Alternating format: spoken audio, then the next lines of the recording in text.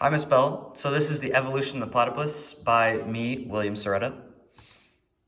The common and scientific name for the platypus. The platypus's common name is obviously the platypus, which comes from the Greek word platypus, just spelled differently.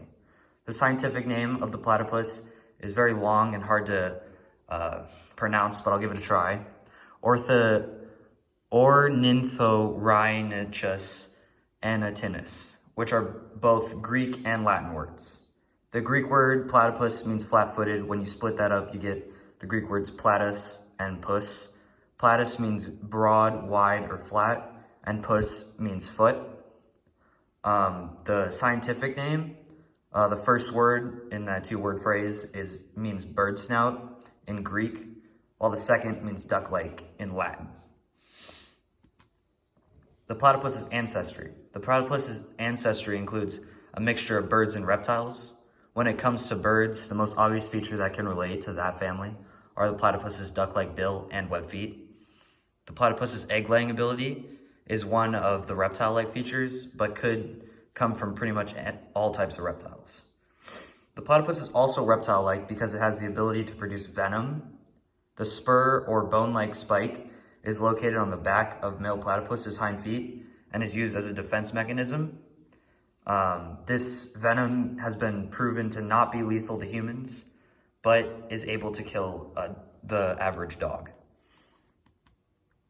This is the platypus's phylogenetic tree, and chromosomal genetic tests have been done to relate the platypus's genome to these animals.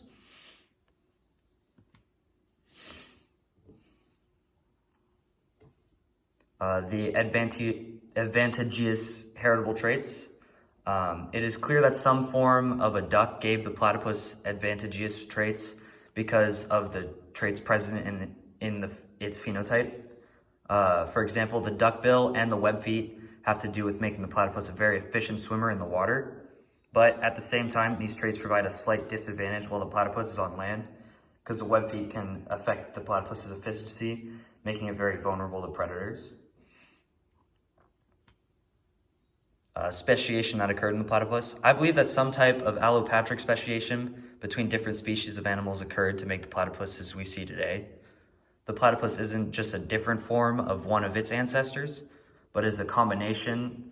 So at one point, an isolation of some sort brought different species together to make the platypus. But for my belief to be true, the geographic isolation of each species would have to overlap, or else it would be hard for these different species to mate in the wild. Environmental pressure on the platypus. The platypus's features make it very efficient in the water, but these same features make it hard for the platypus to be effective on land. Because of this, platypuses have to be located near a water source of some sort, or else it won't be able to catch food or avoid predators. The platypus also tends to build its burrows for nesting near water. The platypus will dig a hole near the water source and then make a nest with wet vegetation. The behavioral patterns of the platypus. The platypus typically practices individual behavior to increase its chance of survival. However, during mating season, the platypus begins to become social in order to be able to reproduce. The platypus is a very territorial animal and doesn't like visitors, so this is why it practices individual behavior. Platypuses will duel each other for ideal water sources. These fights are pretty rare as the platypus population is relatively small and spread out. Genetic variation of the platypus. The main genetic variation that occurs in platypus is mutation. There's only one type of platypus and they only mate with themselves.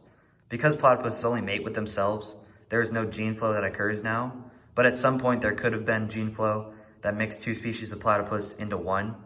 Platypus reproduction is actually different from most mammals, as the platypus lays eggs instead of giving live birth. Competition. The only competition that goes on between platypuses is for ideal water sources and mating privileges. Like I said before, the platypus is extremely territorial and is willing to fight for the ideal location it needs to survive. Now on to survivability. The features of the duckbill, web feet, and beaver tail make the platypus very efficient in the water.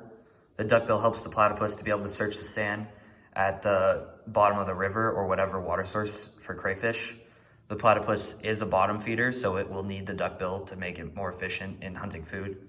The web feet and beaver tail helps to make it a quick swimmer. The platypus also has claws that come out when the platypus is on land, so it is able to function at least somewhat on land. The claws also help it to dig burrows where the females lay eggs. The male platypuses also have that spur I talked about earlier that is used as a defense mechanism.